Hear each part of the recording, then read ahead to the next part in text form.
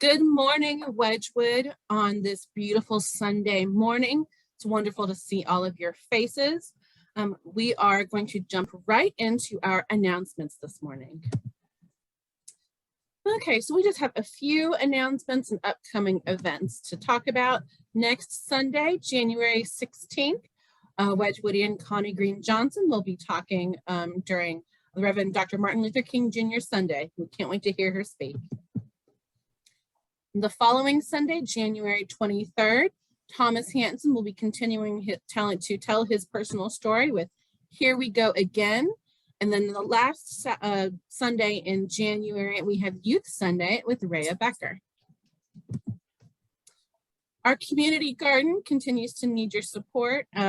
We have a winter garden going on right now. We've got a few things growing and thriving. So if folks want to come out and help tend the garden, we'd certainly love to have you, especially as we start talking about making preparations for the spring. So if you're interested in getting involved with the community garden that goes to support the community food pantry, please reach out and let us know.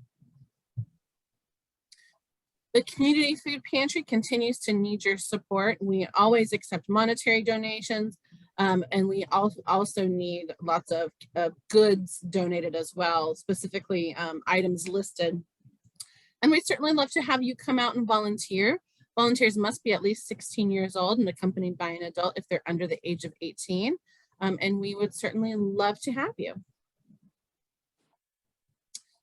The Social Justice Book Club will meet on Thursday, January 13th and the 27th at 7 p.m. There is a new temporary Zoom link just for this month in the newsletter, so please check that out.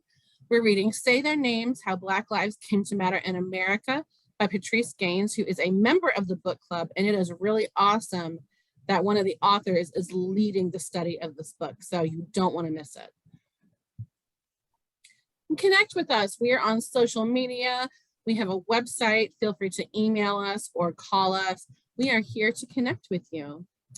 And also we have a newsletter, so if you are not receiving that newsletter, you can sign up by emailing the church at wedgwood.church@yahoo.com. You can also sign up over our website as well. Feel free to contact us at any time. Melba Evans is our ministerial coordinator. I, Liz Schob, am the community outreach coordinator, and Ashanti Munir is the music coordinator. Please note the temporary change in the phone number since Melba is out of the country. This is my personal number, so if you need anything at all, feel free to call me at the 910 number. You can also email us at the Yahoo email address. I will be checking that as well. Please consider making an offering to support all that Wedgwood does. You can donate to our general fund or the food pantry or both. We would certainly love for you to continue to support our work. Thank you very much. And next up, we have our prelude.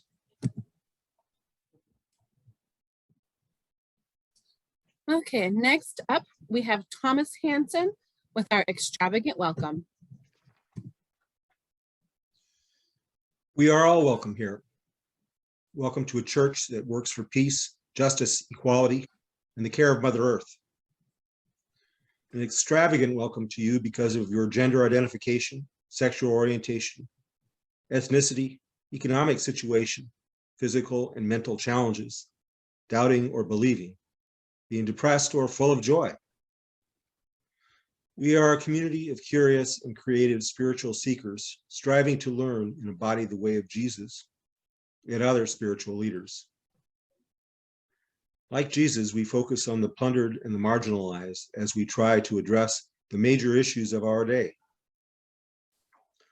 One of the ways we seek to heal the world and ourselves is through sharing parts of our personal story. We are all welcome here. Yes. Thank you, Thomas. You're welcome.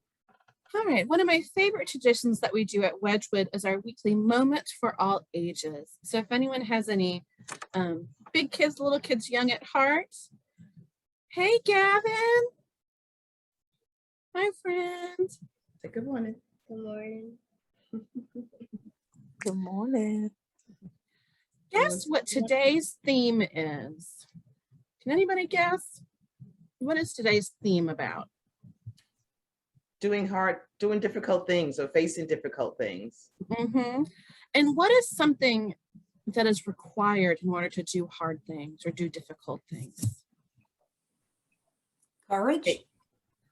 Courage or Patience. bravery? Yeah, patience. Mm-hmm.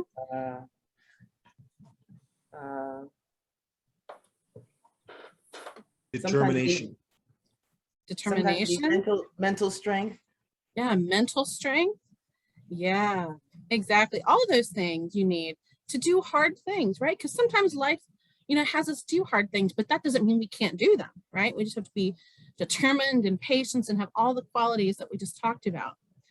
Well, today we're going to listen to a story, a very short story called When You Are Brave. When You Are Brave. Oh, Gavin was brave recently. Yeah. He took his shot. Right, Boo? I'm so proud of you for being so brave. So important. Didn't you take your shot, Boo? Yeah. Yep, he did. Yeah. And was that the CPS? So where was it at? CBS. Yeah. The CPS. Oh, the CPS. Okay. Yeah. Well, since you are so brave, I think you're going to really like this story about another young person who was also very, very brave. About being brave. What do you think of that story? You like it? Yeah. Speak up. Yeah. Yeah. Did you like it? Yeah. What did you like about it? I don't know. Okay, he's not talkative this morning. That's okay. That's okay. He just wanted to come and snuggle. You know what? Sometimes we all just need a snuggle. Sometimes that's what we all just need. It was inspirational. It made you feel. I got right in there with that little one sitting in that car. Mm-hmm. Yeah. Well, we'll be talking about more brave things, but thank you so much, Gavin. I hope you have a wonderful day. And I hope you remember to be brave too, just like you were brave the other day. Thank you. Thank you. All right, so next up, we have our time of celebrations and concerns.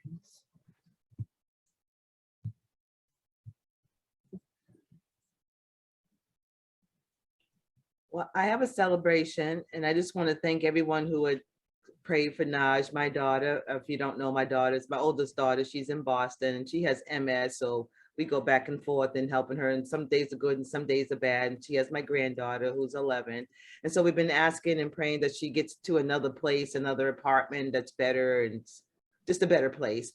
And she finally found the apartment. She sent me some pictures, and it's really, really nice, and can't wait to go see it in February. And she should be in by her birthday. Her birthday is February 14th. And so she should be in there all snuggled and cozy and everything. So can't wait to help her decorate. And I'm glad she's in a better space, because when you're in a better space, a good space, and you're comfortable there, then your mental health is good too. If you're in a place that you don't like, or it stresses you out, or the people aren't nice, or you're just not working out, then you have mental stress. So when you have mental stress and you have MS, then that's a bit too much. Other things can happen, you get sick. So that's a good thing. Wonderful. That's so good to hear. I just want to celebrate my brother's first week of radiation went well. There were a lot of bumps and we ironed a lot out. And his goal this week is to drive himself on Thursday when I have another appointment with my husband. So that's a good thing too, because he has a goal and we're taking small chunks. But symptoms are expected at the end of this week or next week. Now I say expected, he could maybe breeze through, but I hope I hope if you could pray for that, they're mild if they come, that would be helpful. Thank you. Your brother's name? Brad, Brad Ashante, right? Remember? I met him. Yeah, you met him. Yeah, his name is Brad.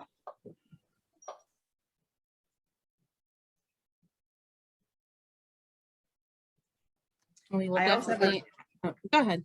I'm sorry. No, you're fine. I have another celebration. Gavin's learning how to read, so we got him the Dr. Seuss books. He went to the library and he got a whole stack of books, and he's really excited about the books. So I'm excited that he's excited about the books, you know.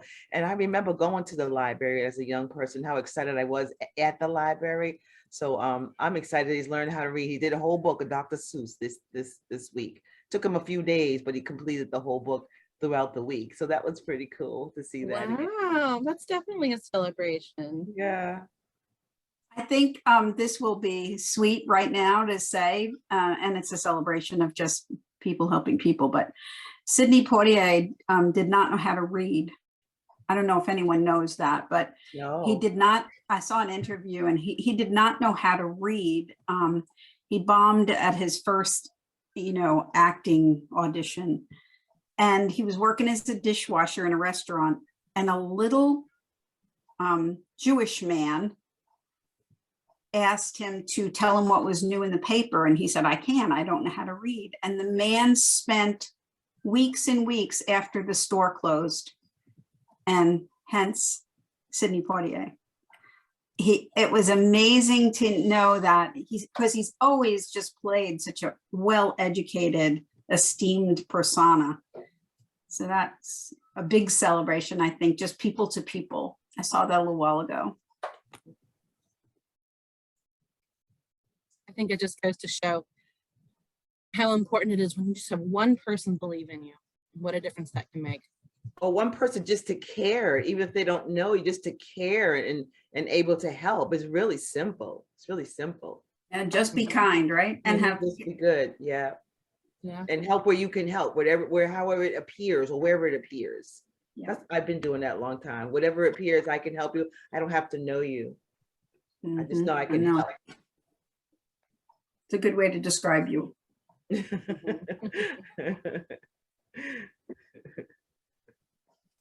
So it's all good. Any other prayer requests, joys, concerns, celebrations? I pray that the kids stay safe to the end of the school year, that they just don't get sick, and pray for the teachers. I know it's hard for the teachers too. They're working really hard. And so I just pray that everyone stays healthy and make it through this school year. Mm-hmm. Absolutely. Yeah, we're almost there.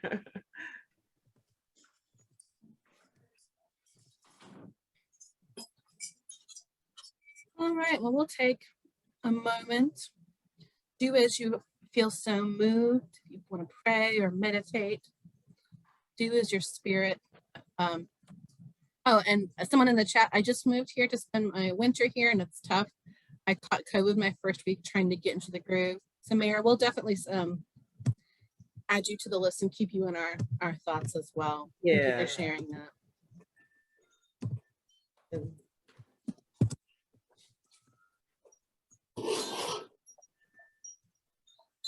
All right, well, we'll take a minute.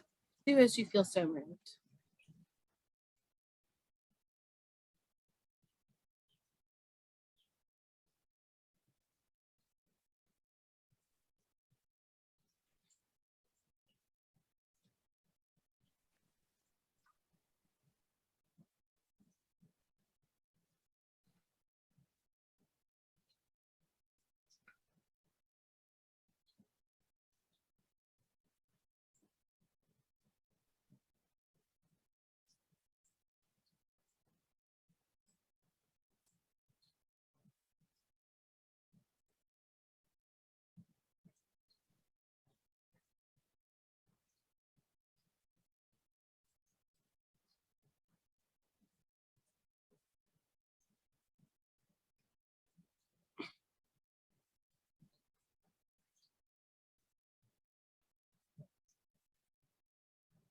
Amen.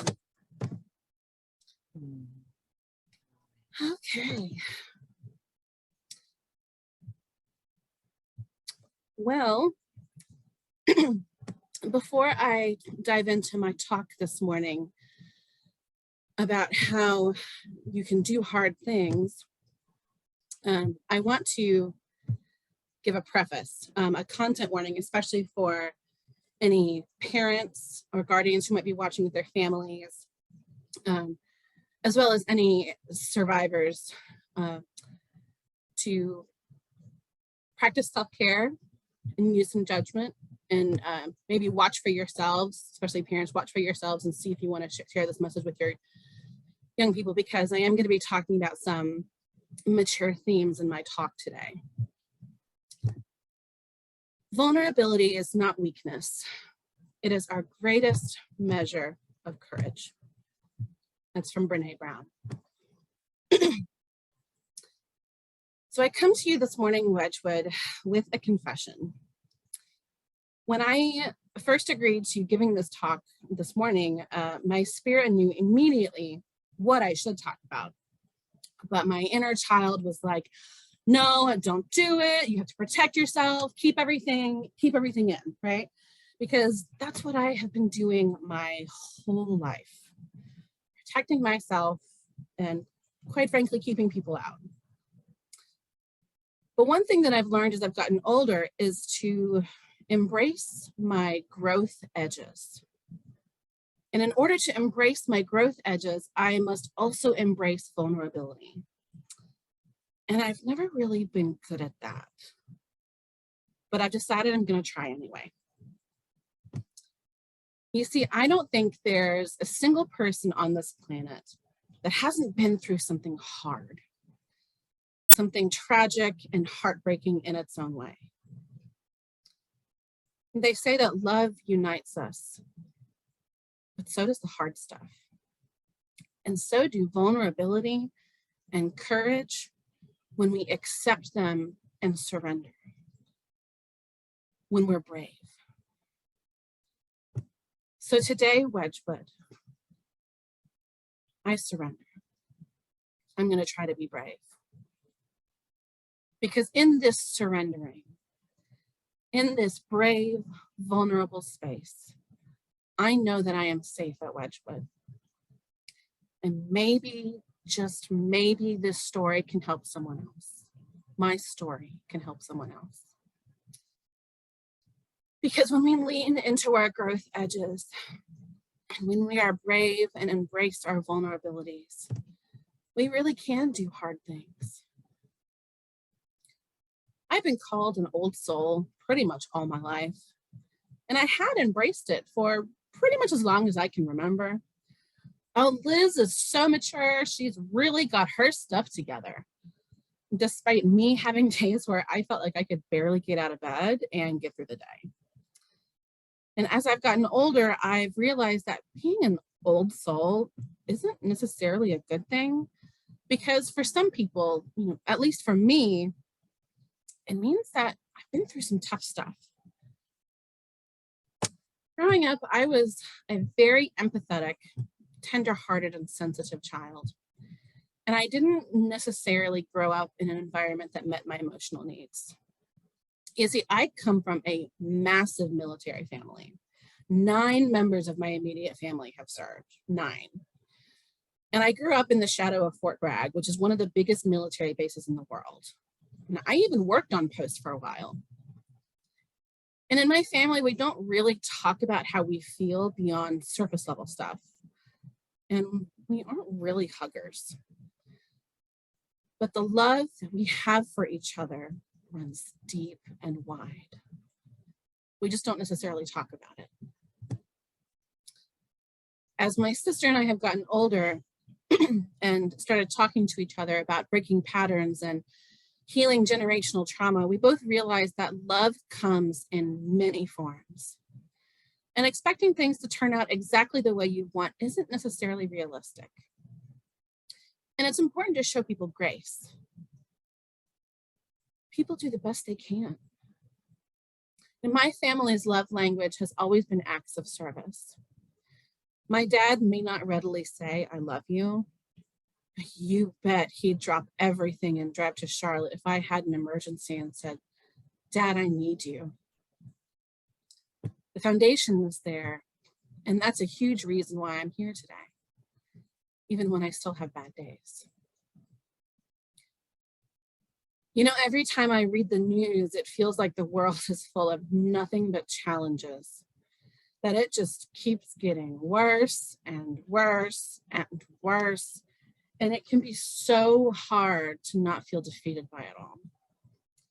So I have to remind myself of all the good things that are still happening. It may not make for a great front page cover, but I still believe that humanity is inherently good. I see it at the food pantry every week. But goodness requires choices. It requires you to be brave. And one of the great things that has been happening over the years is the growing openness and acceptance towards choosing to talk about mental health struggles. Social media, for all its many ills, has played a huge role in that. People are better able to connect with each other and feel less alone in their struggles. While the societal infrastructure and social media still need a ton of work, people are talking about mental health in an honest way, and that's a good thing. It gives me hope. I've struggled with mental illness since I was a preteen, and I used to feel so much shame around it. Remember that I come from a family that doesn't really talk about feelings, and so I struggled silently for years with depression, anxiety, OCD, PTSD, ADHD, and an eating disorder, which I'm still feeling the effects of today. Many people in my life have let me down, but food never did. Food was always there to comfort me and make me feel better, even if it was only temporary. The more I ate, the more society told me that I should hate myself, hate my body, even when I was just trying to stay alive and take care of myself in the only ways that I knew how. Starting from 12 or 13, I've done just about every fad diet imaginable. I took diet pills as a teenager. I starved myself in front of others and then binged behind closed doors.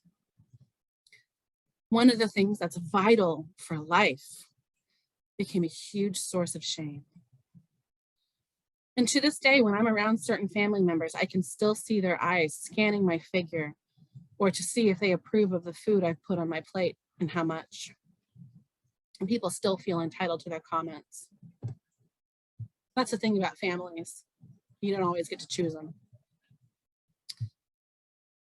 But what they've never realized is that fat became my armor, slowly and painfully put into place after each trauma in my life. Because you know what? PTSD is a real pain in the ass. For years, I believed my ex-boyfriend from college, who made me feel worthless, who abused my body, sexually assaulted me, and put me in the ER. For many years after that, I felt responsible, like I deserved it, like I had asked for it, like I wasn't worthy of love, but I was worthy of abuse and disrespect. So I added another piece of armor to protect myself, to keep people out. Each trauma, each pound was just one more piece of armor put into place. They say time heals all wounds, but Band-Aids don't fix broken spirits. Growing older is hard, and sometimes it just plain sucks. But on the whole, I wouldn't want to repeat my younger years. I wouldn't want a do-over. Over time, I have clawed back a sense of myself slowly but surely. Inch by painful inch, I have taken my life back. I have and am continuing to do the work to shine a light in the darkest corners of my life with compassion and self-love so that I can better understand myself and the person I want to become. It's in this light that I've learned to embrace getting older, because with age comes wisdom. I've learned how to embrace my own inherent wisdom and the power that has been within me this whole time. I've learned that I've always had it in me, just like you've got it in you. And with that wisdom and power comes loving and valuing myself. And if someone doesn't love or value me, then it's their loss, because I think I'm pretty great. It's taken me many years of hard work and healing to be able to say that. In her book, The Gifts of Imperfection, Brene Brown says that authenticity is the antidote to shame. She defines authenticity as a collection of choices that we have to make every day. It's about the choice to show up and be real, the choice to let our true selves be seen. So today, Wedgwood, I've embraced authenticity. I've chosen to be brave and let myself be seen. You've given me a community and space to do that. So thank you.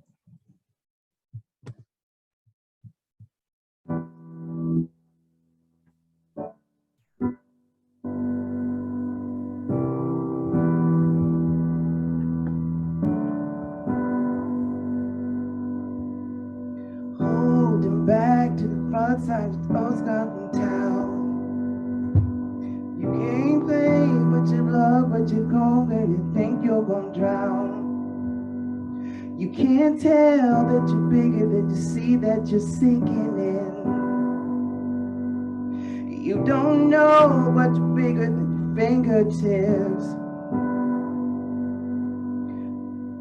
Ooh, you got it in you. Ooh, you got it in you.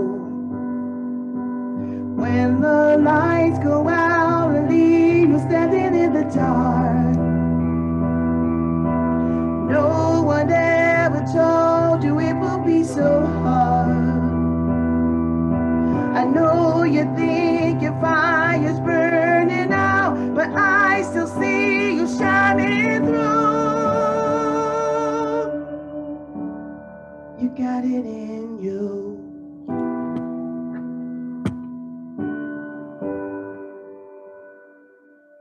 Not everything you hear will sound like the truth, 'cause nobody else's words should define you. Maybe you don't see it, but you're quicker than the well can spin. You should know, 'cause you got it at your fingertips. Ooh, got it in you. Ooh, you got it in you. When your lights go out and leave you standing in the dark, no one ever told you it would be so hard. I know you think your fire's burning out, but I still see you shining through.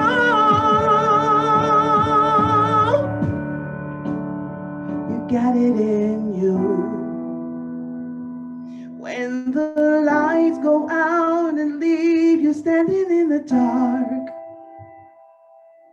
no one ever told you it would be so hard. I know your fire's burning out, but I still see you shining through.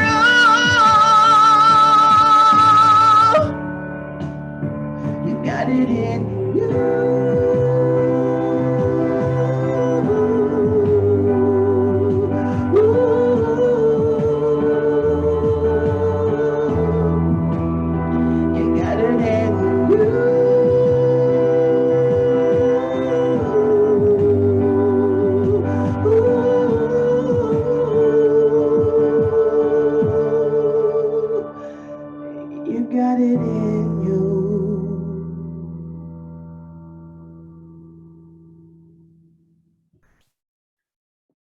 I'd like to close today with a quote from Seth Zwiho Segal, a Buddhist priest in the Zen tradition.